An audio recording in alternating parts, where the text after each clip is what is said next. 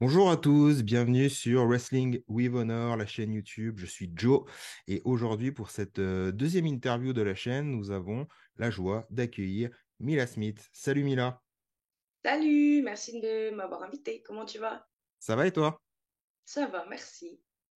Alors, on va parler un petit peu de ton année 2022, déjà pour commencer, puis on va parler un peu de ton parcours. Pour permettre aussi aux gens qui vont découvrir cette interview, qui vont te découvrir, de donner envie de regarder, de regarder ce que tu fais, de savoir un petit peu qui tu es.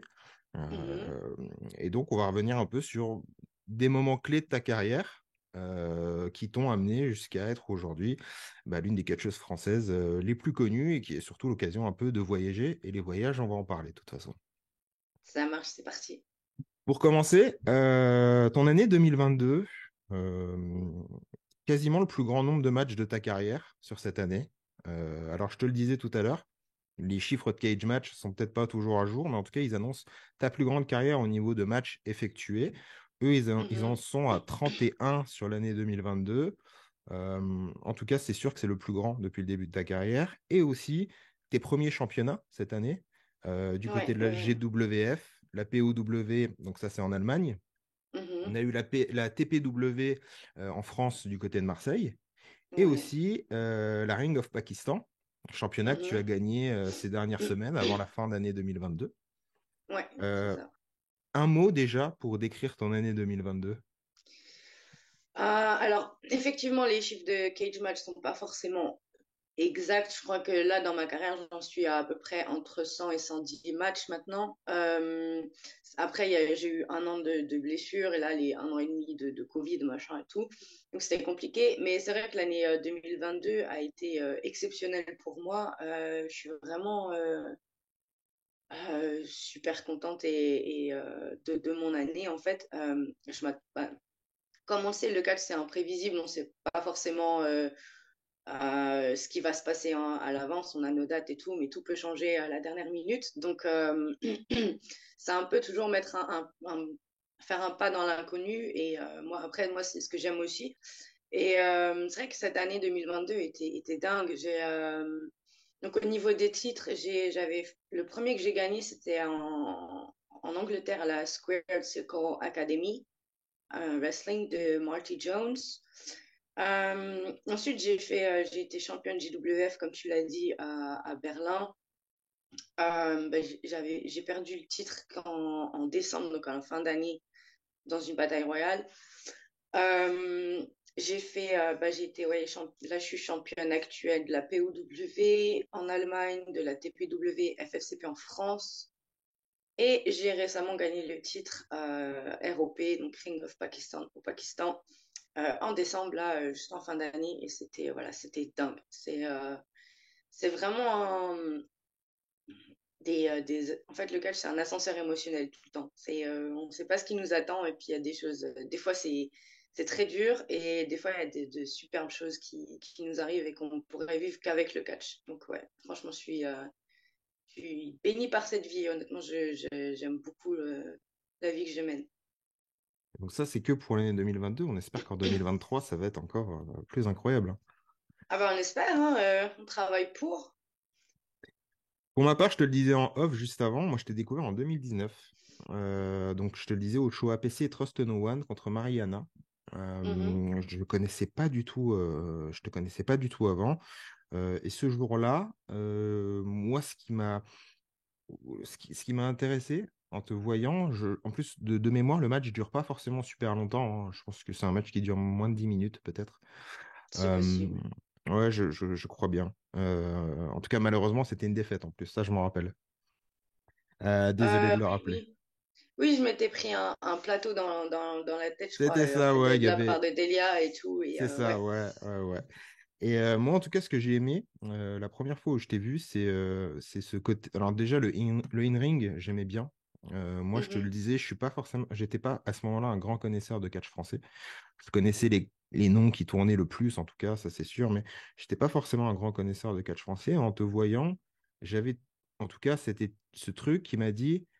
Ah ouais, c'est du catch comme je le vois à la télé. Tu vois le truc? Et c'est pas Ouais. péjoratif par rapport au catch français en général, puisque je le connaissais pas. C'est juste, Mhm. la vision qu'on peut avoir des fois quand on connaît pas. Ouais, Donc, ta première expression, c'est quoi. ça, voilà, tu vois. Donc, moi, j'ai aimé le Henry, j'ai aimé ce que tu dégageais. Je trouvais qu'il y avait un charisme assez naturel. Euh, Merci. Sans en faire des tonnes, je trouvais que tu vois, c'était bien, c'était propre, c'était carré, c'était cool. Le charisme, l'élégance, et je me suis dit, ok, elle, faut que je la suive un petit peu, faut que je regarde ce qu'elle fait. Donc voilà comment moi je t'ai découvert. En parlant de découvrir, on va essayer d'en connaître un peu plus sur toi, un peu sur Mhm. ton parcours dans le catch, ce qui nous amène au tout début donc de ta, de ta très jeune existence encore aujourd'hui. Du côté de Célestat en Alsace, Ouais, c'est ça. voilà. C'est ma ville. C'est la ville où j'ai grandi. Voilà. Comment, à Célestat en Alsace, la jeune Mila devient fan de catch? En fait, alors j'ai commencé à regarder le catch quand j'avais dans les 9 ans, quelque chose comme ça, 9 10 ans. Et une des premières, alors, je pourrais pas te dire le premier match que j'ai vu ou c'est impossible, mais une des premières femmes que j'avais vues et qui m'avait tapé dans l'œil, c'était Victoria. Et après, tout en général, j'aimais bien En fait, ce qui me fait tomber amoureuse du catch, c'est le contraste des femmes qui se présentaient. C'est-à-dire qu'elles étaient super sexy, super belles, super féminines et tout. Puis une fois qu'elles étaient sur le ring, elles étaient badass et elles faisaient des trucs de fou et elles se battaient et tout. Enfin, voilà. Et moi, j'ai toujours été attirée par les sports de combat. Ben, je sais pas si tu es au courant, mais j'ai fait voilà, 12 ans de lutte et tout. Donc, ça a toujours été, et je viens d'une famille de lutteurs, donc ça a toujours été quelque chose qui m'attirait.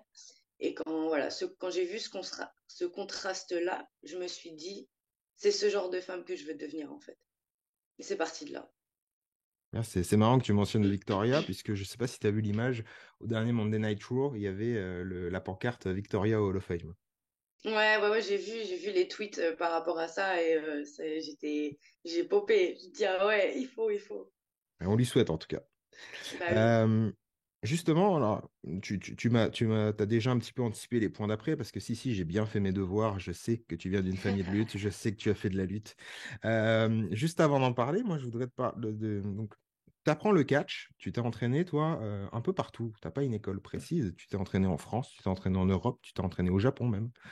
Mhm. T'as pas, comme certains catcheurs, une école où, tu vois, tu es affilié au truc en disant, moi, je viens de là. Toi, t'as pas ça. Non, Euh, non.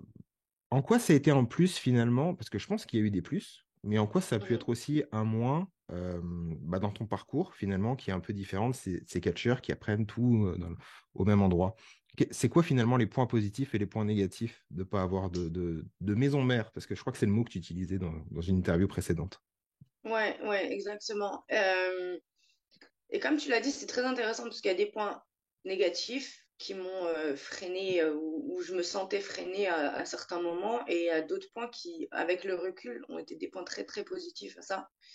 Euh, Alors déjà, j'ai commencé à faire mes recherches par rapport au catch, parce que comme je t'ai dit, depuis 9 10 ans, je veux en faire. Donc depuis que j'avais 13 14 ans, j'ai commencé à envoyer des messages un peu sur Facebook et autres, que ce soit catcheur français ou promoteur. Je crois un des premiers, ben, entraîneur, promoteur, c'était Booster. Et donc voilà, juste et Tom, forcément Tom Laroufa, pour savoir où commencer, ce que je devais faire, un peu avoir comme un plan d'attaque en fait, avant de me lancer. Savoir voilà, où aller et tout, parce que chez moi, il n'y avait pas grand-chose, ou en tout cas, pas à ma connaissance. Et, et donc, du coup, voilà, j'ai envoyé mes messages et tout, et de fil en aiguille, je me retrouve à parler avec Booster à l'époque, il y avait l'INFC, et donc je vais faire un premier stage chez lui. Il faut savoir, voilà, donc moi je viens de Célestat, c'est en Alsace, en France, et entre Colmar et Strasbourg, pour ceux qui ne savent pas. Et Booster, lui, l'INFC, c'était à Béthune, donc vers Lille, dans le nord. À ce moment-là, j'avais son premier stage, j'avais, je crois, 17 ans. J'avais fait juste un stage de 10 jours parce que je voulais voir déjà si ça me plaisait, si c'était ce que j'imaginais en fait, et savoir si je voulais vraiment faire ça ou si c'était juste le fait de regarder à la télé l'image que j'en avais qui me plaisait. Donc voilà, c'était un peu les 10 jours test. Donc j'y suis allée, ils m'ont entraînée et j'ai adoré. Et bah, à l'époque, voilà, très jeune, j'avais encore mes études, j'avais d'autres priorités, j'étais encore athlète de haut niveau en lutte, avec voilà, des compétitions, l'école et tout. Enfin, j'avais pas forcément le temps vu comme les écoles étaient loin de chez moi, j'avais pas forcément le temps de me consacrer à fond à ça. Donc, je l'ai fait en parallèle. J'avais juste fait ce stage-là. L'année d'après, donc à mes 18 ans, l'année de mes 18 ans à peu près, j'avais refait la formation intensive. Donc, cette fois, c'était en fait, Booster proposait un programme d'un mois à l'époque à l'INFC où on s'entraînait voilà, toute la journée, tous les jours. C'était du 9h midi, 14h, 18 ou 19h, des trucs comme ça. Et moi, je me suis dit, bah voilà, si je vais apprendre le catch, un week-end, ça va être short. Une semaine, c'est bien, mais c'est tendu quand même. Un mois, c'est l'idéal pour au moins apprendre toutes les bases et savoir où je vais et voilà, avoir quelques connaissances, on va dire, une bonne base fondamentale. Donc, j'y suis allée, j'ai fait mon mois d'entraînement et tout, au cours duquel bah, j'ai eu mon premier match. Donc, c'était le week-end de la Japan Expo. C'était pas la Japan Expo, il avait deux shows. Il en avait un la Japan et un où j'étais dessus au Druick, dans le Nord. Donc voilà, donc je me pointe, c'était au bout de 2 semaines. 2 semaines, j'ai mon premier match et je finis le stage et tout. Et le mois d'après, je vais faire un stage, le premier stage avec Tom, du coup, à la FFCP. Donc en août, là, pareil, suite à ça, j'ai une proposition de booking avec, j'avais 2 matchs sur ce show-là. Et plus tard dans l'année, j'ai une proposition de booking et tout en Angleterre. Donc, mais voilà, c'était mon quatrième match, c'était mes premiers débuts à l'étranger. Et pareil, à ce moment-là, je faisais que, j'avais les études et tout, donc c'était pas encore ma priorité, c'était vraiment voilà, pour tâter le terrain et tout. Donc pour revenir à ta question et pour y répondre, parce que je m'éparpille un peu, donc j'ai commencé à m'entraîner à Béthune. Ensuite, le stage à FFCP, c'était vers Paris. Et ensuite, moi, de toutes les écoles qu'il y avait en France et de ce qui était financièrement possible et aussi au niveau du temps, la plus proche, c'était la PC. Donc, je me suis entraînée quelques fois à la PC. Donc, tu vois, je faisais, je crois, c'est 4 heures de route de Paris à chez moi à peu près. Je prenais le train. Je mettais à peu près 100 balles dans le train, tu vois, et Ouais. aller-retour. Et pour faire 2 entraînements, tu vois. Parce que si je restais le week-end, c'était les week-ends où j'avais pas de booking, où je pouvais le faire parce que la semaine j'avais école. Et je dormais, j'avais la chance déjà d'avoir rencontré ma meilleure amie aujourd'hui, Anastasia Bardot. Et donc voilà, et même encore aujourd'hui, à chaque fois que je stoppe sur Paris, si elle est dispo, voilà, je dors chez elle et on passe le week-end ensemble et tout. Et à l'époque, ça me permettait de m'entraîner aussi. Donc en France, voilà, comme dit, j'avais pas de maison mère et tout. Donc ça, c'était les freins, c'était très compliqué de trouver les moments et l'argent aussi à certains moments de ma carrière, surtout au début, euh, pour pouvoir aller m'entraîner, faire des stages et tout et tout. Donc dès que je pouvais, j'avais les moyens, que ce soit financièrement ou au niveau du temps pour aller faire des stages, je les faisais. Et après, en fait, à chaque fois que surtout au début, à chaque fois que j'avais des bookings, mais même encore aujourd'hui, dès que j'ai l'opportunité de m'entraîner quelque part, j'y vais en fait. Et je suis allée m'entraîner quelques semaines, une semaine par-ci, une semaine par-là en Angleterre. J'ai fait plusieurs écoles en Angleterre. Quand je suis allée au Japon, j'étais au Japon pendant un mois, donc je me suis entraînée là-bas aussi. Et pareil aux États-Unis, quand j'y étais là, l'année 2022, Mhm. je me suis entraînée là-bas aussi. Et donc, d'un côté, c'était un frein en France parce que, et puis bon, maintenant je m'entraîne en Allemagne parce que j'ai une école près de chez moi, à Hambourg, donc ce qui est cool. Mais ce qui était un frein à l'époque, c'était que tout était loin, les trajets ont un coût, les stages ont un coût, tout, voilà, et le temps, j'étais encore à l'école, j'avais pas mal de choses et je faisais encore de la compétition en lutte, donc c'était très compliqué de trouver, voilà, ces moments en fait, ça me frustrait parce que je pouvais pas m'entraîner autant et comme j'en avais envie, tu vois. Ouais. Et par contre, le plus, tu vois, maintenant avec le recul, c'est que je me dis, je me suis entraînée quasiment partout enfin, je vais pas dire partout dans le monde, mais dans pas mal de pays, ce qui fait que j'ai énormément appris, que ce soit sur moi ou même sur le style, tu vois, parce que quand tu as une maison mère, c'est bien. Voilà, tu viens d'un endroit, tu peux t'entraîner régulièrement et tout, c'est cool. Mais au final, si tu bouges pas de chez toi, bah, tu n'auras qu'une vision des choses, celle de ton coach ou de tes coachs. Mais ce qui est pas mal, hein, attention, hein, c'est très bien. Mais du coup, en fait, le fait de bouger et de t'entraîner ailleurs, ça te fait développer une espèce d'ouverture d'esprit et un apprentissage différent et énormément de connaissances en plus, en fait. Parce que si tu veux, du Japon en Europe, aux États-Unis et autres, le style n'est pas du tout le même et la manière d'apprendre est pas du tout la même. C'est-à-dire, par exemple, je suis allée au Japon, on a refait des bases sur le premier entraînement, c'était que des bases et tout, mais les basiques, tu vois, ils avaient une, une entière, une différente approche, mais totale, de l'apprentissage des basiques et tout que nous, on a en France. Ça veut pas dire, alors je dis pas que l'un est mieux que l'autre, mais le fait en fait, de pouvoir apprendre dans plusieurs écoles et dans plusieurs pays, ça te permet aussi à la longue en tant que worker de t'adapter en fait sur le ring et d'être capable de t'adapter à toute personne, tout type d'adversaire, voilà, c'est des étrangers, des Français ou autre, tu vois. Et donc au final, je trouve que effectivement au début c'était très compliqué et ça a été un frein. À l'heure d'aujourd'hui, c'est peut-être l'une des raisons qui fait que je tourne autant et que je voyage autant, tu vois. On l'a dit juste avant, tu viens d'une famille de lutteurs. Ouais. Toi, tu as fait de la gym étant petite. Ouais, j'en ai fait 4 ans, de 9 à 12 ans à peu près. Voilà. Mais c'est des super bases hein, pour tout sport, hein. Justement, est-ce que la lutte et la gym, c'est pas un peu le bon combo pour le catch? Et ben honnêtement, je trouve que oui. Après, la gym, j'en ai pas fait assez longtemps Ouais. pour avoir un niveau de dingue, genre, je sais pas, moi, certaines filles à la WWE, à NXT, par exemple, elles viennent de la gym et elles ont fait que ça dans leur enfance et dans leur background, c'est ça, et elles vont faire des trucs de ouf, tu vois. Ou même les gars qui font du high fly.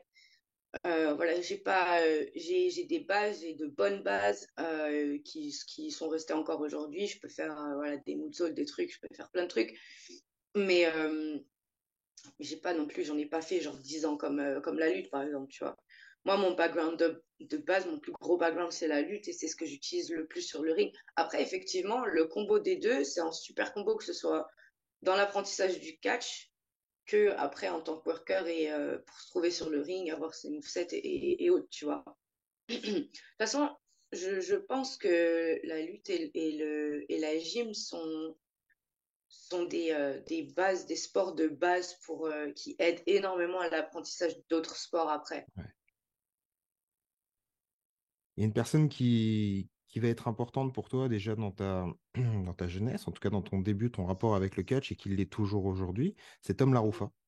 Ouais, c'est mon mentor depuis le premier jour.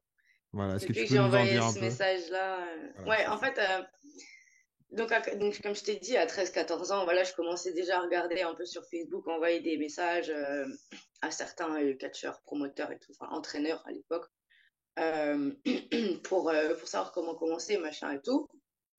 Et donc Tom a été l'un d'eux et je lui ai envoyé un long message pour savoir comment avoir un peu un guide, savoir comment ce que je devais faire pour me préparer pour le catch et tout en amont et tout ça. Et à l'époque, je le dis tout le temps, tu vois, mais à l'époque, genre, il venait de se faire signer à la NXT, il était aux États-Unis et tout, tu sais, enfin, le rêve, je le voyais à WWE, je me suis dit, jamais il va me répondre, tu vois, c'est une bouteille jetée à la mer, mais allez, j'ai rien à perdre, tu vois. Et du coup, j'envoie ce message et je sais plus exactement combien de temps après, mais il m'a répondu assez rapidement et il m'a répondu un long message avec, voilà, tout un plan, quoi. Il me dit, fais de la lutte, fais des titres, concentre-toi sur ton background et tout, ça va t'apporter, va à la muscu, voilà, là t'as 14 ans, mais quand tu auras plus l'âge et que tu te développeras et tout, va à la muscu, bosse ton physique à fond, apprends l'anglais, deviens bilingue, parce que sans l'anglais, tu t'iras nulle part. Et voilà, c'est des clés comme ça que j'ai eu la chance d'avoir très jeune. Donc, tu vois, par exemple, à l'école, j'avais fait de l'anglais ma matière première, tu vois, jusqu'au bac. et pour avoir un bon niveau de base. Et après, je me suis perfectionnée en étant sur la route et maintenant je suis bilingue parce que voilà, je suis sur la route et je parle anglais tous les jours. Mais je m'étais déjà préparée en amont à l'école à avoir ce bagage de connaissances de base, on va dire. Pareil, dès que j'ai pu, je suis allée à la salle, j'ai fait de la muscu. Quand j'avais 19 ans à peu près, j'avais fait une compétition de bikini fitness pour le top de Colmar. C'était pour, voilà, pour, pas forcément pour la gagner ou autre, parce que c'était plus une découverte personnelle et un challenge personnel, mais voilà, pour me dire que j'étais sur la bonne voie et que j'étais sur ma lancée pour me donner des buts de compétition, parce que j'ai toujours été un peu compétitrice dans l'âme, en tout cas envers moi-même. Donc, du coup, j'avais besoin de ce genre de challenge et tout. Pareil, avec la lutte, j'ai continué, j'étais lutteuse de haut niveau, j'ai fait pas mal de médailles et tout. Donc, après, forcément, j'étais pas la meilleure au monde, hein, j'ai pas fait championne du monde ni championne olympique, mais voilà, j'ai fait ce que j'avais à faire et j'ai fait mon petit bout de chemin jusqu'à arriver à mes débuts dans le catch. Donc, ouais, et à l'heure d'aujourd'hui, Tom est toujours quelqu'un de très important pour moi parce que depuis le premier jour, il a été là. Depuis le premier jour, il m'a guidée à chaque fois que j'avais des questions. Il y a répondu. À chaque fois que j'ai demandé des feedbacks par rapport à mes matchs, il me les a donnés. Clairement, je ne serais pas là aujourd'hui sans lui, en fait, sans son aide et son guide. Après, effectivement, j'ai fait le travail derrière, tu vois. Mm. On n'a rien sans rien. Quelqu'un peut te donner les clés de tout, mais si tu ne tournes pas les clés dans le bon sens, la porte ne s'ouvre pas, tu vois. Donc, effectivement, j'ai bossé dur, mais on va dire que ses connaissances et sa disponibilité envers moi m'a permis de ne pas perdre de temps, en fait, dans ma carrière. De ne pas prendre de mauvaises décisions, d'éviter voilà, de perdre du temps sur des choses futiles et autres, et d'aller droit au but. Et pour faire votre petite promo, vous êtes affronté en intergender là, il y a quelques jours. Ouais, ouais, finesse, c'était ouf.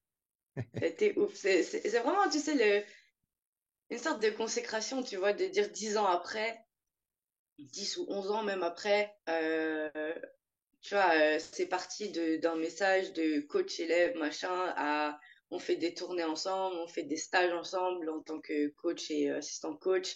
Et tu vois, on se retrouve 10 ans après ou 11 ans après sur le ring, hein, en face à face pour un match et tout. C'était haut en émotion et franchement, non, c'était quelque chose. C'était un de mes dream matchs en fait. Donc, j'ai pu le ticker sur la liste. À un moment de ta vie, donc à ce moment-là, tu étais encore jeune, parce qu'on va arriver en 2017, donc tu étais Mhm. encore très jeune dans le catch. Tu l'as dit tout à l'heure, tu enchaînais beaucoup de choses. Tu enchaînais le catch, tu enchaînais les études, il y avait la lutte, et puis plein d'autres choses que tu faisais à côté. Et Mhm. puis, cette année 2017, tu te blesses assez grièvement pour plusieurs mois. Ouais. Euh, Qu'est-ce qui, à ce moment-là, te passe par la tête? Est-ce qu'il y a eu ce truc où tu t'es dit, j'ai envie de tout arrêter? Parce Non. que, voilà, ou est-ce qu'au contraire, ça a été une motivation? Ouais, non, à aucun moment je me suis dit j'arrête tout. C'est jamais arrivé. J'ai eu des moments de doute, Ouais. que ce soit pendant ma blessure ou après ou autre, tu vois. On a tous des moments de mou, on va dire, et de creux. Par contre, abandonner, non. Ça fait pas partie de mon vocabulaire, en fait. Et je pense que ça, c'est aussi la lutte qu'il a développé, l'esprit compétition et de surpasser et de même, tu vois, un côté d'ego, tu vois, de dire ma carrière, elle s'arrête pas sur une blessure, tu vois. Ou sur cette blessure-là, en tout cas, parce que c'est qu'un genou au final. Quand tu regardes, il y en a, ils se font opérer de la nuque, du dos et tout, ils reviennent. Ou même, tu vois, si ça, à la limite, une opération de la nuque, quelque chose d'aussi grave, ça pourrait être un motif de retraite et autres, parce que bah, voilà, on a déjà vu, il y en a qui se font clear, qui se font, voilà, qui ont l'autorisation des médecins après plusieurs Mm. années, d'autres pas, tu vois. Donc, ça, c'est une blessure grave. Maintenant, un genou grand, j'ai envie de te dire, tu as des moments de mou, c'est normal, mais après, tu te mets un coup de pied aux fesses et tu fais le travail, tu fais ta rééducation et tu t'en sors, tu vois. Euh, à moins que ton genou soit entièrement foutu et que tu mettes, voilà, que ça mette des années à marcher correctement, à trouver, voilà, par rapport à un accident de voiture ou j'en sais rien. Ça arrive, tu vois, malheureusement. Mais moi, dans mon cas, effectivement, en fait, c'était le fait d'enchaîner trop de choses qui mon corps n'a pas assumé, tout simplement, hein. Comme tu l'as dit, je faisais de la lutte à haut niveau. J'avais commencé les shows de catch, je faisais une compétition de bikini fitness, donc c'était une grosse préparation tout au long de l'année, ou en tout cas sur plusieurs mois. En fait, j'ai eu une baisse de métabolisme, en plus des études et des sports que je faisais dans mes études, parce que j'étais en STAPS, donc en fac de sport. Donc j'ai eu une grosse baisse de métabolisme et tout. Et moi, j'ai continué à m'entraîner, j'ai pas écouté mon corps. Je me suis blessée bah, à la lutte sur le tapis et tout. Et voilà, ça arrive. Déjà, quand on fait de la lutte, j'en faisais à ce moment-là, ça faisait quasiment 10 ans que j'en faisais déjà, où c'était pas loin. J'ai pas passé une saison de compétition sans être blessée à la Ouais. fin. Tu vois, que ce soit en torse ou autre. Après, c'est des petits trucs. De temps en temps, c'était des petits trucs. D'autres, c'était un peu plus chiant. Mais quand tu fais des sports de combat, tu sais les risques que tu prends avant de monter sur le tapis ou sur le ring. Tu sais que ça peut arriver, tu vois. Donc déjà ça. Après, effectivement, une fois que c'était là et que c'était arrivé, ben merde, c'est con, tu vois, c'est chiant.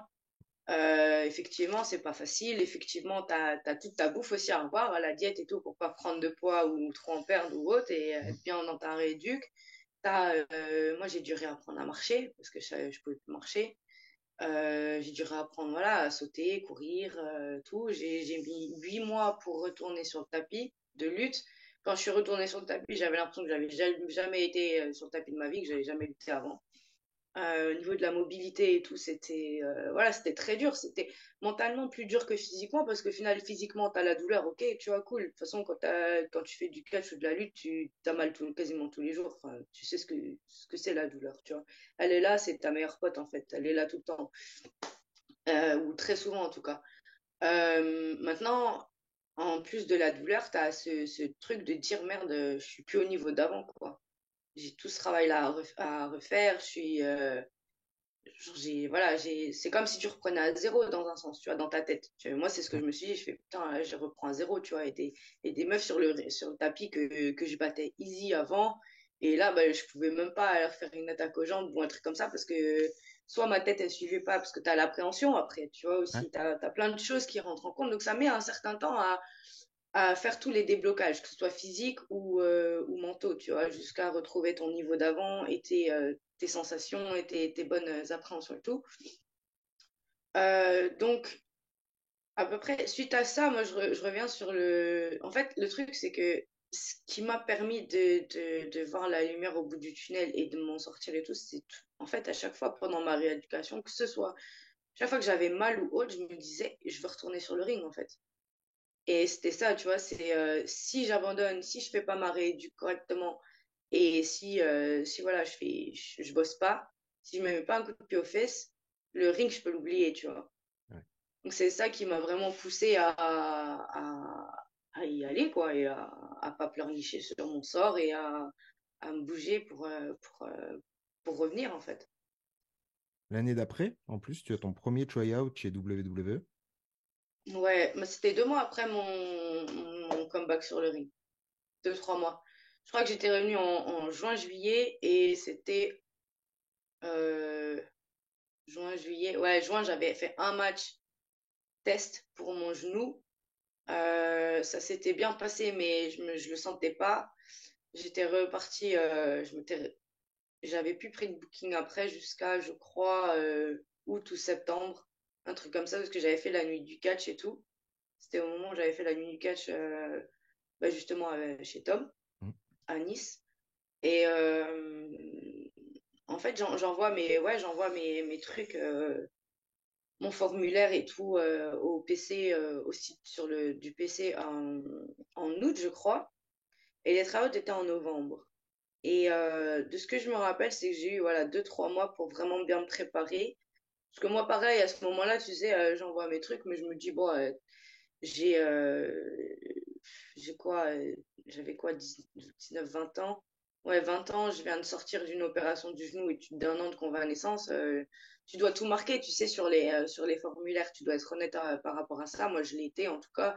Et je me suis dit, bon, eh ben, ils me prendront pas. Moi, jamais, je vais pas dire jamais, mais en tout cas pas maintenant, tu vois. Et ils savent que je viens de sortir d'une blessure, c'est mort. Mais bon, comme tu vois, avec le message pour Tom, je me dis, j'ai rien à perdre à essayer, en fait. Et avant de l'envoyer, j'avais demandé bah, justement à Tom et à d'autres connaissances, Céline Varini. C'était Céline Varini qui m'avait envoyé le lien et tout pour remplir le formulaire et tout ça. Et j'avais demandé ce qu'il en pensait, si je devais le faire, et à Tom, pareil. Et les deux m'ont répondu, t'as rien à perdre à essayer. Donc vas-y, bouge et fais-le, tu vois, et après on verra ce qui se passe. Donc je l'ai fait et en attendant j'ai continué ma rééducation parce que j'étais en fin de rééducation encore et à reprendre les entraînements et tout, soit lutte, pas surtout lutte parce que j'avais pas forcément accès à un ring à ce moment-là. Et, euh, et au final, un mois avant le tryout, on me rappelle, on m'envoie un mail et on me dit bah, que je suis invitée en fait et j'y croyais pas. Et en fait d'un côté j'étais super contente et de l'autre côté je me suis dit merde, je suis pas prête, tu vois, physiquement. Et du coup, je me suis dit, bon, bah, c'est pas grave, vas-y, fais ce que, entraîne-toi, fais, voilà. En fait, donne tout sur ce que tu peux contrôler et après, tu verras le reste, en fait. Donc voilà, j'ai tout donné, j'y suis allée, ils ont aimé ce que je faisais par rapport, même, voilà, en sachant que j'avais été blessée juste avant et tout. Puis, bah, c'est pour ça qu'ils m'ont rappelé par la suite, quoi. Justement, la suite, ça allait être ça. Un passage à NXT UK en 2021. Ouais. Un match contre Valkyria, Mhm. qui est aujourd'hui à NXT 2.0. Ouais. Euh, du coup, comment tu remets les pieds là-haut? Comment ça s'est passé? Donc pareil, tu vois, c'est mon année 2019 se passe super bien. Mhm. Voilà, je cache quasiment tout le temps, machin et tout. Je fais des tournées, bah il y a le Japon qui se passe et tout ça. Il y a plein de choses qui se passent. Euh, ça bouge pas mal et tout. Et puis après, bam, Covid. Donc un an et demi de Covid à peu près. Et il me rappelle, ouais, en 2021, j'avais pas catché depuis un an et demi. Et il me rappelle pour NXT UK. Et NXT UK, là, les tapings, que ce soit le PC Live et les tapings au studio, c'était mes premiers matchs. C'était mon premier match depuis un an et demi depuis le Covid.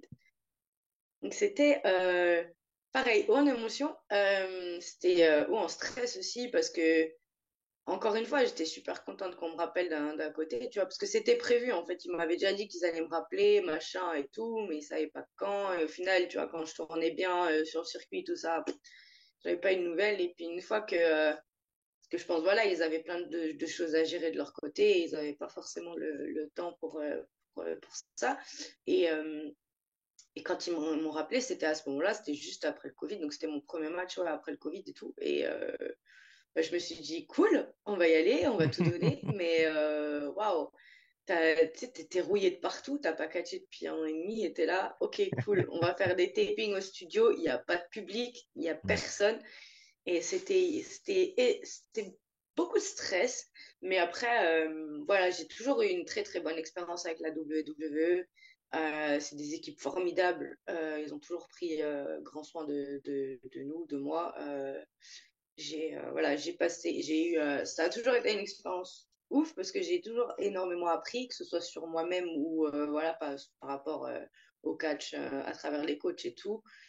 Non, c'est que du positif en fait. Après, tu te dis, tu vois, en tout cas, moi, c'est ce que je me dis, c'est tout arrive pour une raison. Et tu vois, au final, ils ont été très contents de mon travail et de mon professionnalisme et tout. Voilà, j'ai eu de très bons feedbacks. J'ai aussi eu des feedbacks très constructifs sur les directions à prendre par rapport, que ce soit à mon personnage, à mon in-ring et tout, et à les perspectives d'évolution et du travail que j'avais à faire. Donc, c'est que du plus en fait. Même, tu vois, si tu as un non ou oui, mais au final, et que tu rentres à la maison et que tu retournes sur l'indie, bah, c'est pas forcément. Mauvais, tu vois, parce que au final, je suis rentrée chez moi, j'avais noté tous les feedbacks que j'avais reçus, j'ai reçu des feedbacks par la suite par email et tout, je savais exactement dans quelle direction aller par rapport à mon catch et à personne, tu vois, donc quoi qu'il arrive, c'est que du positif, on apprend, et tant qu'on apprend, c'est que c'est une bonne expérience, tu vois. Tu parles justement d'apprendre. C'est quoi tes inspirations? Est-ce que tu as des inspirations dans le catch ou même en dehors du catch qui te motivent tous les jours en fait? Ça peut être un Euh, catcheur, ça peut être, tu vois, peu importe. Ouais, bah forcément, après, de niveau in-ring, forcément, il y a tous tous les catcheurs qui ont forcément fait de la lutte avant, parce que c'est ceux à qui je peux m'identifier, on va dire, ou ceux que je regarde le plus pour savoir comment voilà, mettre mes trucs sur le ring et comment ramener mon background et tout ça. Donc c'est intéressant. Après, j'essaie de regarder un peu de tout. Donc je vais pas avoir forcément euh, un catcheur plus que l'autre, tu vois, niveau in-ring qui va m'inspirer de où je vais prendre. J'ai toujours été un peu comme ça, à pic de trois trucs à droite, à gauche. Euh, je dirais une personne qui m'a pas mal inspiré ces dernières années, là, c'était Dean Allmark, avec qui je me suis entraînée et tout. Ça, hein, c'était le coach de Tony Storm et tout. Et pourquoi? Parce c'est un expert en technique et moi, c'est ce que j'aime le plus dans le catch et j'apprends énormément à ses côtés et tout. Euh, après, voilà, ça peut paraître redondant, mais ou voilà répétitif, mais c'est Tom, tu vois, parce que Tom, c'est quelqu'un, rien que sa mentalité, son mindset, tu vois, c'est même quand ça va pas, il y a un truc qui va, tu vois, et qu'il faut se concentrer sur le positif, qu'il faut toujours aller de l'avant, qu'il faut. euh, on va dire que quand j'ai des coups de mou ou autre, c'est la personne qui va soit me botter le cul pour que voilà, j'avance et que je pleurniche pas sur mon sort et que voilà que j'arrête de faire la fillette. soit soit me redonner de la motivation, me rassurer, voilà, tu vois. Et comme je dis, c'est quelqu'un de très important pour tous ces aspects-là, tu vois, que ce soit sur le ring ou en dehors. Moi, un mot qui me vient toujours à l'idée quand je te vois ou quand on parle de toi, c'est le mot globe-trotteuse. Ouais, c'est comme ça que ma Globe-trotteuse. maman, elle m'appelle aussi. Eh ben voilà, ça nous fait un point commun, génial. J'ai noté vite fait, hein, j'essaie de noter l'Autriche, la Belgique, la Jordanie, la Suisse, l'Allemagne, l'Angleterre, la Finlande, le Pakistan, les États-Unis, Israël et le Japon, Mhm. qui est à peu près le tour des pays que tu as fait, ce qui fait déjà une belle partie du globe. Ouais. Il y a les Euh, États-Unis aussi. ouais.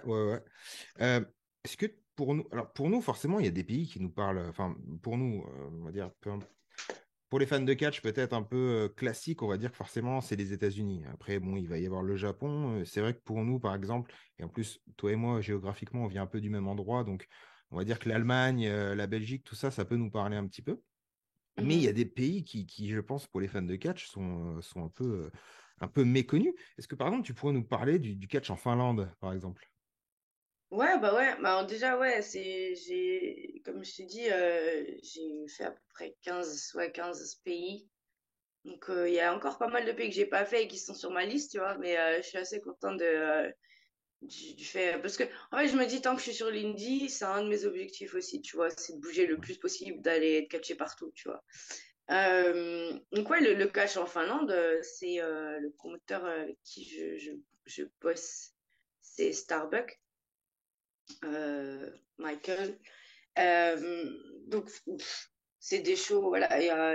J'ai fait beaucoup de shows outdoor, donc en extérieur, chez lui, et j'en ai fait un aussi dans un festival de rock où c'était super sympa. C'était une salle de concert et voilà, on avait un match de catch, un bout de concert, un match de catch, un bout de concert. C'était vraiment cool le concept. Et non, après, franchement, le catch en Finlande, il fait pas mal de shows, hein, c'est assez populaire. Ok, ouais, ça ressemble finalement à du catch européen comme on peut trouver en Allemagne. Ouais, ouais, ouais. Ouais, ok. Ouais. Tu es passé, on l'a dit tout à l'heure, par le Japon, un petit peu. Mhm. Donc le Japon, terre de catch pour les catcheurs, pour les fans de catch, il y a pas de débat à avoir. C'était du côté de la Reina, si je ne me trompe pas. Ouais, j'avais fait Tu plusieurs étais? promotions. J'avais fait Reina, j'avais fait TCW Ouais. et j'avais fait la promotion de Miyamoto Kazushi. J'avais noté la Reina parce que pour une entrevue qui sortira un peu plus tard chez nous, il y avait des noms qui m'intéressaient. La Reina, il y a des gens assez, enfin, super connus maintenant qui sont passés par là-haut. Moi, j'avais noté, notamment du côté de la Stardom, Julia, Suri sont passés par là-bas. Hikaru Mhm. Shida, qui est chez AEW comme Tony Storm, est passé par là-bas. Mia Yim de chez WWE est passé là-bas. Ouais. Euh, Qu'est-ce que toi, tu as appris au Japon, toi, jeune catcheuse française qui arrive là-bas? Euh, Qu'est-ce que tu as vraiment appris au Japon? Est-ce que tu aimerais y retourner aussi? Ouais, bah alors pour la petite histoire, il y a aussi des filles de la CMLL qui sont passées par là, comme les deux championnes d'Alice et Marcella, que Il y j'ai avait un rencontrées championnat en pendant commun, je mon... crois, non? Il y avait un championnat en Ouais, commun, ouais, je crois. il me semble qu'ils avaient ouais, un truc comme Ouais, ça. Moi, je les ai rencontrées bah, pendant ma tournée, en fait. Et on avait bossé, on était sur le même show, bah, Arena, justement. Et ouais, franchement, le Japon, mais avec aucune hésitation. C'est d'ailleurs un de mes objectifs avant de me faire signer quelque part, tu vois. Si, avant d'avoir un contrat dans quelle structure que ce soit, c'est une des destinations que je veux faire absolument, encore une fois, en tout cas, au moins. Et moi, le Japon, ça m'a énormément apporté, ce qui travaille d'une manière très différente de la nôtre. Et j'ai énormément appris là-bas et je me suis surtout trouvée sur le ring dans un sens, en fait. Ça m'a vraiment aidé, c'est pas que avec le Japon, mais ça a fait partie d'un des pays qui m'a aidé à me trouver sur le ring, vraiment. Pourquoi? Parce que ils sont très, très sport de combat ouais. et tu vois, ils font shoot style et tout. Mm. Quand tu vois les entraînements, bah, le début, c'est comme les entraînements de lutte, tu vois Ouais. des bases de lutte, tu vois énormément de choses qui me rappellent mon background et qui font partie de mon background. Donc j'ai pu m'identifier à pas mal de choses là-bas et peaufiner certaines choses et vraiment à trouver mon in-ring aussi, ou une partie de mon in-ring aussi là-bas. Et ça a été une expérience très, très enrichissante et même après, au niveau de l'accueil des gens, et de l'expérience en elle-même hors catch, c'était aussi quelque chose de dingue. Tu vois, par exemple, pendant ma tournée, j'étais à la TCW, j'étais sur la tournée avec Rick Steiner, tu vois. Ouais. Et on est allé au Ribera Steakhouse, le célèbre Ribera Steakhouse voilà, pour manger là-bas et tout, T'as eu ta veste? normal, tu vois. Et ouais, j'ai eu ma veste, c'est Trop bien. la violette, moi, que j'ai eue. Super. Et elle est encore à la maison d'ailleurs, elle restera chez moi. C'est quelque chose de incroyable en fait. Tu vois, quand tu vas dans cet endroit, tu as des photos de tout le monde partout, soit au plafond, sur les murs. C'est incroyable. Et c'est vraiment quelque chose à faire et c'est vraiment quelque chose que j'ai envie de revivre en fait. Et cette année, enfin cette année, 2022 plutôt, tu as eu l'occasion d'aller aux États-Unis, tu as eu l'occasion de catcher à la CZW, Ouais. Mhm. qui reste quand même un grand nom. Alors, un peu peut-être un peu plus par le passé, mais qui reste un grand nom quand même et une grande fédération. Pareil, là-bas, comment ça s'est passé pour toi, que ce soit en termes de travail, de vie, parce que tu y es resté quelques semaines, si je ne me trompe pas. Ouais, un mois, ouais, ouais. Donc, comment ça s'est passé pour toi là-bas? Est-ce que tu as eu l'occasion d'être en contact avec du monde, des Ouais, bah, opportunités? effectivement, bah, tu vois, j'ai bossé tous les week-ends, j'avais quasiment deux shows par week-end. Donc, ouais, au niveau des opportunités, j'ai fait connaissance de pas mal de monde et j'ai bougé pas mal sur toute la côte Est. Effectivement, CZW, ça reste une des plus grosses promotions de la côte Est des États-Unis. Euh, donc, c'était vraiment, vraiment une belle expérience de bosser avec eux. C'est très pro, très, voilà. DJ, il sait où il va. Voilà, j'aime bosser avec des gens qui savent où ils vont et qui savent ce qu'ils veulent pour leurs produits, tu vois. Et parce que ça rend notre travail beaucoup plus facile aussi Ouais. de savoir exactement ce que le boss il veut, quoi. Et non, c'était vraiment cool. Après, pareil, très bon accueil, les gens super sympas, tout, je me suis entraînée à la MCW. Euh, ça s'est très bien passé. Tout mon voyage était vraiment cool, quoi. J'ai rencontré énormément de personnes. J'ai bossé un peu partout. Donc non, c'était incroyable. Pareil, si j'ai l'opportunité, j'aimerais y retourner aussi. justement, je trouve que toi, tu incarnes ce truc. Alors, il y a forcément si on prend les derniers mois ou les dernières années, il y a des noms qui reviennent plus sur le circuit français. Je pense à toi, je pense à Emel, forcément, de par son parcours chez WWE, Shana Mhm. qui a eu son parcours chez AEW. Mais je trouve qu'en général, aujourd'hui, les catcheurs et catcheuses françaises s'exportent de plus en plus facilement et surtout en termes de qualité. Ils ne s'exportent pas pour s'exporter. On leur donne une vraie chance. C'est quoi aujourd'hui, toi, ton regard? Parce on a eu Tristan, je te disais tout à l'heure, Tristan Archer, par exemple, qui a été champion presque toute l'année 2022 chez WXW, qui aujourd'hui est peut-être la plus Mhm. grosse promotion européenne. Il y a Senza et Leblanc qui sont champions par équipe. Toi, tu as été championne pardon, en Allemagne. Tu es toujours championne Mhm. d'ailleurs en Allemagne. Euh, Mhm.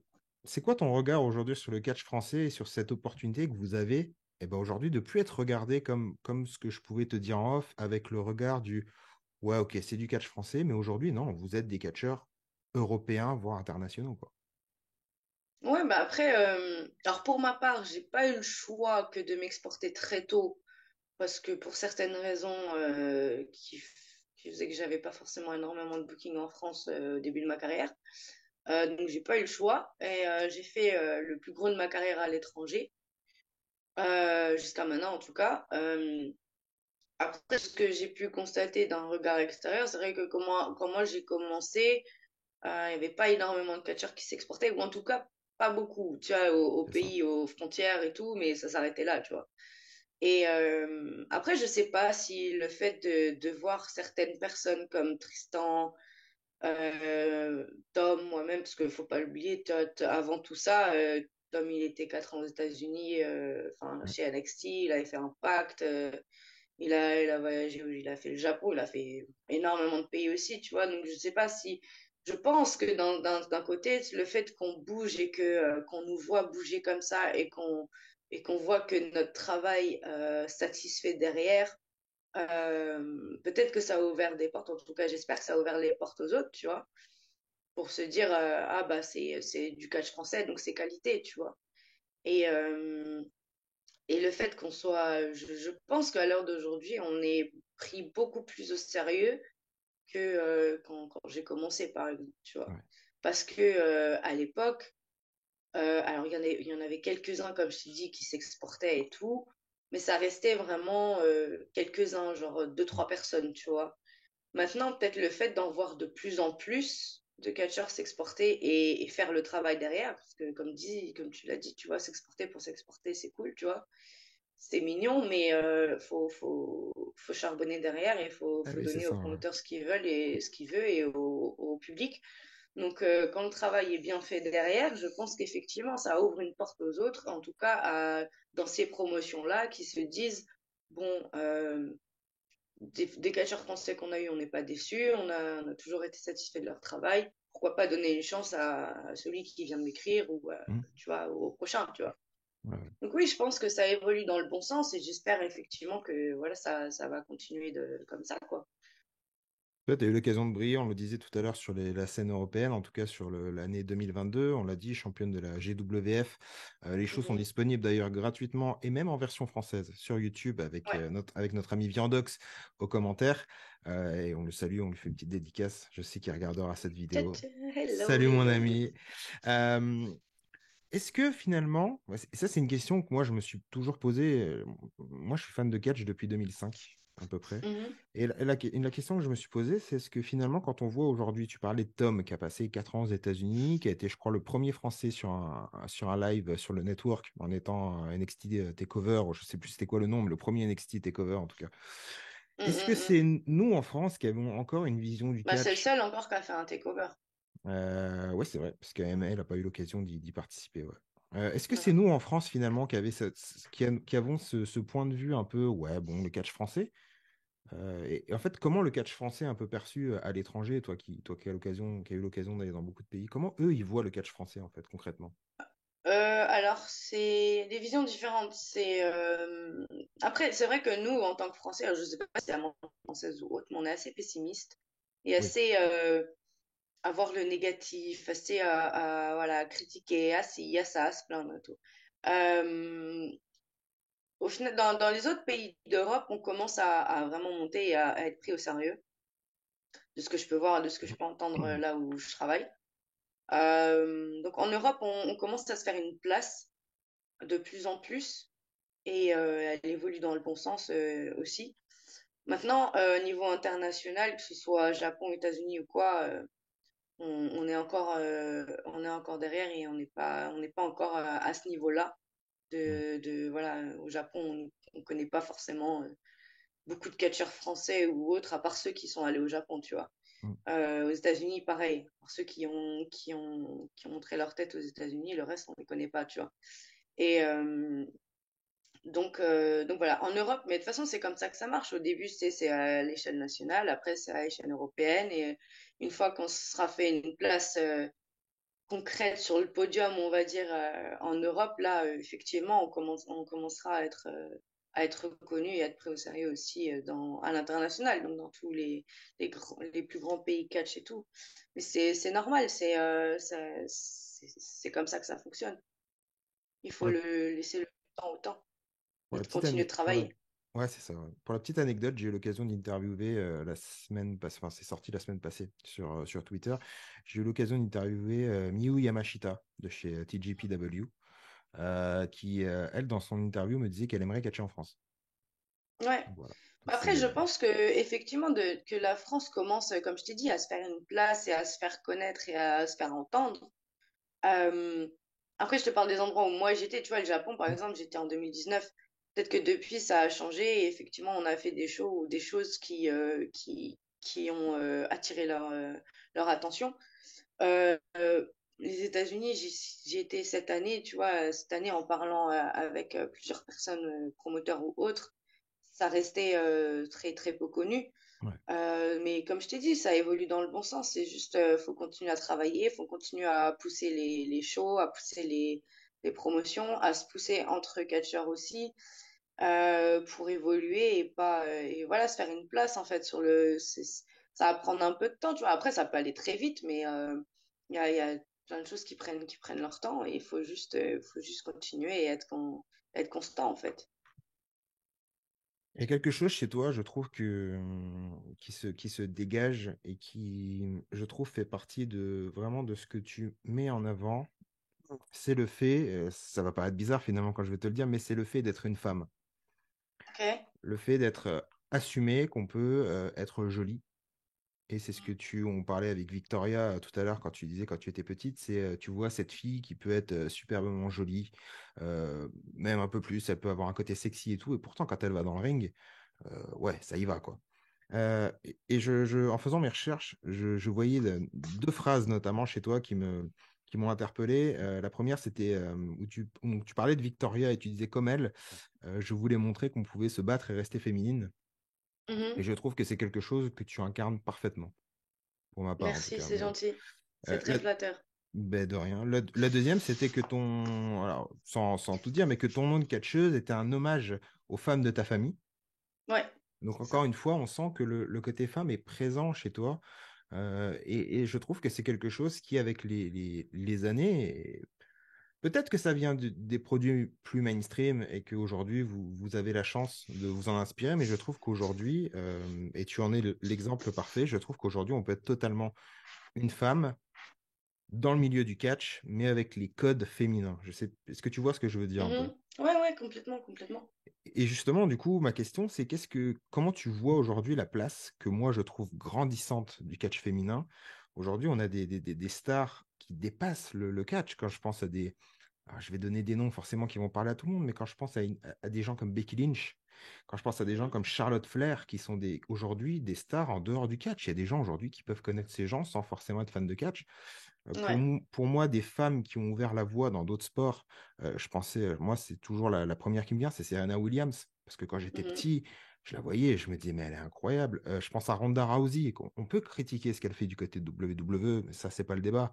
Mais je trouve Mais qu'elle après, est. chacun a son avis. Enfin, je veux dire, Voilà, mais voilà, je trouve qu'elle c'est. a vraiment ouvert, Ronda Rousey, ce truc où, ouais, les femmes, elles peuvent être au top. Parce qu'elle a enchaîné les main events, elle est à l'UFC, machin. Euh, Comment toi, tu vois finalement l'évolution du catch féminin, déjà comme tu le disais tout à l'heure, de par rapport à quand tu as commencé à aujourd'hui, euh, ouais, comment tu juges cela en fait? Alors déjà, il faut savoir que le truc de je peux rester féminine et je peux quand même me battre, machin, la première voilà, phrase que tu as Mm. citée, ça part de la lutte aussi, parce que quand j'ai commencé, bah, j'avais 12 ans, il y a 13 ans, euh, il n'y avait pas beaucoup de filles déjà, je m'entraînais qu'avec des garçons, mes cousins et tout, enfin voilà, que des mecs, quoi. Et, et c'était dur, moi, de me faire une place au début, en fait. Tu vois, par exemple, l'entraîneur de ma ville, il voulait pas m'entraîner au début parce que j'étais une fille, tu vois. Ouais, Et il me disait, ouais, j'ai pas de temps à perdre, tu vois, j'ai pas avec ça, moi, si j'ai que des garçons chez moi, tu vas rien faire, tu vois. ouais, Et donc, j'ai dû aller dans un autre club et pour ça, voilà, l'entraîneur, c'est quelqu'un de ma famille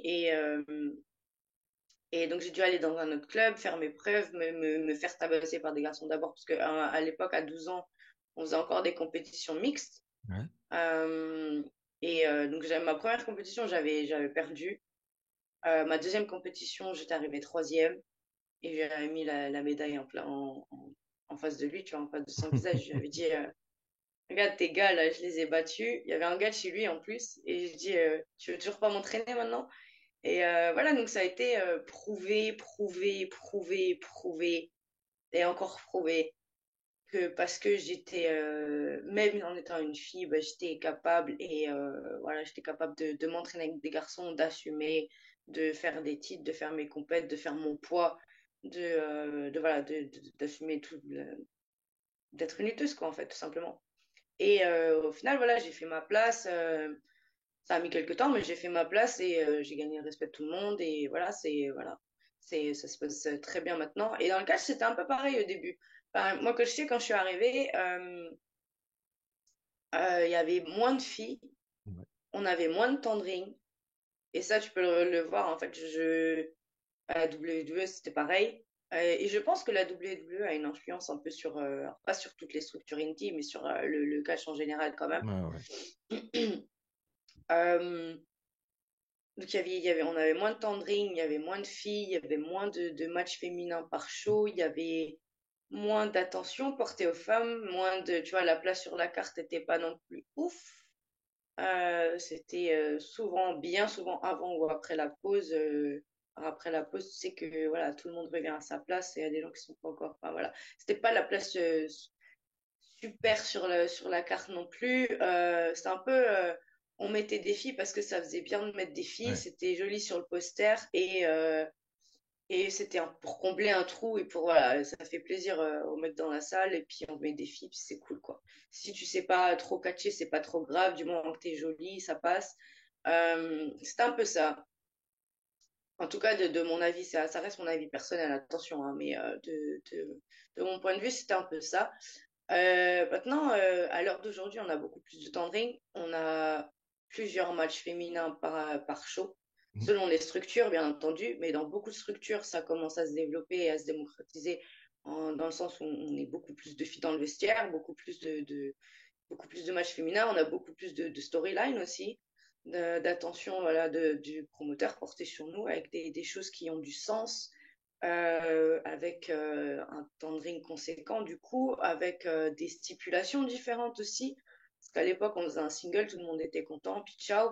Maintenant, on voit des matchs hardcore, on voit des matchs à stipulation, on voit des tag teams, on voit l'attention portée sur des titres féminins et tout, qu'à l'époque, qui passaient inaperçus à l'époque ou presque. Donc non, effectivement, on a fait une évolution fulgurante depuis quelques années et c'est sur la bonne voie, je pense, que ce soit au niveau national comme international. Je pense que les choses évoluent dans le bon sens et il était temps, dans un sens.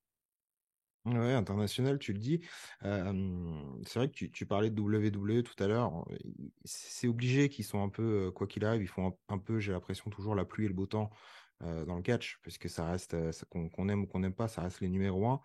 Et Mhm. que je pense que le jour où ils avaient lancé cette Diva Revolution, Women's Revolution, justement, effacé un peu le nom diva avec Ouais, l'arrivée des Charlotte Flair, des Becky Lynch, des Bayley, des Sasha Banks, tout ça. Et aujourd'hui, on voit que même dans des pays où les femmes avaient moins leur place, alors je pense par exemple au show en Arabie Saoudite, que la WWE peut produire. Aujourd'hui, il y a des matchs de championnat féminin. ouais, ouais, Je pense au Japon, où aujourd'hui, chez New Japan, on peut avoir des matchs féminins, dernièrement avec Kairi, donc anciennement Kairi Sane chez WWE, et Sasha Banks qui a fait ses débuts en Mercedes Moné. ouais. Mais c'est quelque chose qui a fait bouger les choses. Moi, personnellement, je regarde du catch féminin plutôt du côté du Japon. Donc, je trouve par exemple qu'aujourd'hui, Stardom, c'est ce qui se fait de mieux en catch féminin dans le monde. Mhm. Tu parlais de matchs hardcore, de matchs, ils font tout. Ils font du Ouais. hardcore, ils font du technique, ils font du strong style, ils font de la comédie. Il y a TGPW aussi qui le fait très bien. Et justement, toi, est-ce qu'une compagnie féminine, ça t'intéresserait de rejoindre ce genre de compagnie? Alors là, on parle de la Stardom, TGPW, mais il y a en Angleterre aussi, où il y a Ouais, bah, des compagnies. j'ai bossé pour Yves. J'ai Pour la bossé Eve, pour ouais, Yves en justement. Angleterre. C'était sur justement, c'était un match de championnat Ouais. un peu type hardcore avec Casey Owens. D'ailleurs, Mm. voilà, on était à l'extérieur, on a fait du pro à l'extérieur, on a utilisé des panneaux, des choses comme ça pour se taper dessus. C'était super cool d'ailleurs, cette expérience à la Yves. Je bosserai, voilà, n'importe quel moment et on rappelle, je bosse volontiers pour eux. Euh, il y a effectivement, bah, j'avais fait Reina au Japon. Ouais. J'avais fait The Belladonna Division et Diamond Jewel, quelque chose comme ça. Aux US, j'avais fait quelques promotions féminines aux US. Et ouais, j'aime beaucoup. Après, j'aime autant bosser sur des shows mixtes que des shows entièrement féminins ou des promotions entièrement féminines. Tu vois, la TPW, on avait fait un show entièrement féminin. Euh, Là, pareil, il y a des choses qui se préparent à droite à gauche sur des shows entièrement féminins dont je ferai sans doute partie. Donc c'est toujours super cool d'avoir un show entièrement féminin ou une promotion entièrement féminine parce que c'est dur en tant que nana encore aujourd'hui, même s'il y a plus de spots de disponibles, ça reste un peu plus dur sur le circuit indépendant que les garçons à se faire une place et à avoir des bookings réguliers et à se faire connaître. Parce que, euh, bon, pour l'instant, pour ma part, je suis reconnaissante de la chance que j'ai de bosser aussi souvent, mais ça a pris du temps. Et je sais que voilà, des petites nanas qui arrivent, qui sont encore un peu rookies et tout, ça met du temps à vraiment te faire un nom quelque part, ou que ce soit dans un pays, en Europe ou autre, et de te faire connaître, te faire booker sur pas mal de shows assez souvent. Parce que, ben, encore une fois, tu vois, on évolue. Il y a en général plus qu'un seul, en tout cas là où je bosse, c'est soit un ou plus de matchs féminins, mais ça reste pas équivalent, tu vois, si il y a quand même une majorité d'hommes dans le vestiaire et sur le ring, tu vois, donc si on évolue, on va passer à deux matchs féminins dans la soirée, qui est Mm. bien, mais ça reste, si c'est deux singles, ça reste que quatre filles, tu vois, sur un vestiaire qui reste majoritairement masculin. Donc, du coup, d'avoir ces opportunités, ces fédés féminines ou ces shows entièrement féminins, c'est cool parce que ça ouvre des portes à des nanas qui ont pas forcément énormément de chances d'habitude de se faire booker sur des main shows ou des trucs comme ça. Ça ouvre des portes aux filles qui sont un peu plus green, un peu plus rookie, tu vois, de pouvoir commencer quelque part et d'avoir des matchs, tu vois. Donc, c'est toujours cool. Tu parlais de la Eve d'ailleurs, leurs shows sont disponibles aussi sur YouTube. Ils ont fait un dernier Ouais. show là avec un Royal Rumble où ils étaient déguisés en catcheurs connus. Je sais pas si tu as eu l'occasion de voir des images. Ouais, j'ai vu les tweets de certaines Il y de avait mes des, copines. ouais, ouais. Il y C'était avait sympa, des c'était John drôle. Cena, des Kevin Owens. C'était assez marrant. Ouais, ouais, Justement, en c'était parlant de cool. YouTube et tout ça, est-ce que toi, tu as encore le temps de regarder du catch un peu dans ce qui se fait, Ouais, du catch franchement, il actuel? faut, hein. Il faut, parce que là, j'étais pas mal sur la route, donc ces derniers temps, ça a été compliqué, mais là, je me remets dans une routine et tout, au moins En fait, c'est ma routine, ça fait partie de ma routine du matin, tu vois, quand je me lève avec mon café et tout, c'est de regarder quelques matchs, au moins quelques matchs. Tu vois, j'essaye de faire entre une heure, une et deux heures, tu vois, quand j'ai du temps. Sinon, je regarde quelques matchs, mais il faut continuer à regarder en fait, parce que on apprend énormément en regardant, tu vois, donc, et ça permet de voir d'autres choses, de prendre des idées, de faire, voilà, ça permet énormément de choses, on apprend beaucoup, donc c'est Justement, obligé. ton ou tes adversaires de rêve, si on casse tous les barrières. On ne parle pas de compagnie, on ne parle pas. Aujourd'hui, dans le catch actuel, ce serait qui? Si tu pouvais choisir un ou des adversaires de rêve. Déjà, le Victoria, Voilà. j'aimerais, ça fait Ouais. partie de mes dream match, c'est sûr. Meiko Satomura fait partie de ma liste. J'aimerais beaucoup affronter aussi Lufisto. Ouais. Euh, En fait, Natalia, Ouais. en fait, ce qui m'intéresse le plus, alors ça veut pas dire que les autres m'intéressent pas, loin de là, parce que je suis contente de bosser avec tout le monde, mais ce qui m'intéresse le plus, c'est de bosser avec les vétérans. Tu vois, il y a pas énormément de femmes en plus vétérantes qui sont là dans le business et qui sont restées Ouais. très longtemps. Mickey James, par exemple, tu vois, pour moi, c'est ça mes dream match, tu vois. C'est des nanas qui sont là depuis 10 15 20 ans, qui ont fait des grosses fêtes comme des plus petites, qui sont passées un peu partout, qui, euh, qui savent de quoi elles parlent, qui connaissent leurs leçons sur le bout des doigts et qui, voilà, c'est ça en fait. Et c'est ça mes dream match. Qu'est-ce qu'on peut te souhaiter pour 2023? Hormis la santé, évidemment, ça, pour moi, c'est le principal. Qu'est-ce Ah que bah, tu de as envie? continuer de faire le tour du monde. Tant que je suis sur l'Indie, c'est de continuer de faire le tour du monde, de retourner au Japon, aux États-Unis, de faire des voyages comme ça et de catcher dans des pays où j'ai pas encore catché. Et, voilà, de continuer à bosser et à aider à faire évoluer les choses. Alors, c'est pas une question que j'avais prévue, mais en t'entendant, là, j'y pense. Est-ce qu'on peut te souhaiter aussi d'arrêter de faire le tour du monde et de te poser quelque part à temps complet?